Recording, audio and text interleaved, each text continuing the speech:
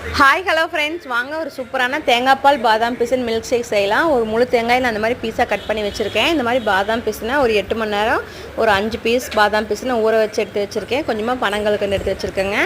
ஒரு மிக்ஸி ஜாரில் தேங்காயும் பனங்கல்கண்டையும் ஆட் பண்ணி தண்ணி சேர்க்காமல் குறகுறப்பாக அரைச்சி எடுத்துக்கோங்க.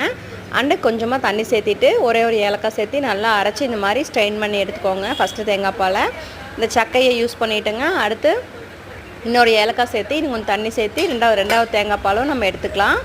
இப்போ 2 தேங்காய் பாலையும் எடுத்து நம்ம ஒரு பாத்திரத்தில் சேர்த்திக்கலாம். அதே மிக்ஸி ஜாரை நல்லா கழுவிட்டுங்க. தேங்காய் பாலை ஃபுல்லாக அதில் ஆட் பண்ணிக்கோங்க. அந்த ஊற வச்ச பாதாம் பிசினை ஒரு 5 ஸ்பூன் எடுத்துக்கிட்டு நான் அதை ஆட் பண்ணிவிட்டு ஒரு 2 ஐஸ் க்யூப் சேர்த்து நல்லா அரைச்சி எடுத்துகிட்டு வந்தீங்கன்னா ஒரு சூப்பரான தேங்காய் பால் பாதாம் பிசின் மில்க் ஷேக் ரெடி ஆயிரும். ஒரு ஐஸ் கட்டி போட்டுட்டு நம்ம சர்வ் பண்ணிடலாம். பாதாம் பிசின் உடம்புக்கு ரொம்ப ரொம்ப நல்லதுங்க. பனங்கல்கண்டு உடம்புக்கு ரொம்ப ரொம்ப நல்லது. குழந்தைங்களுக்கு இந்த மாதிரி செஞ்சு கொடுங்க, ரொம்ப ஹெல்தி.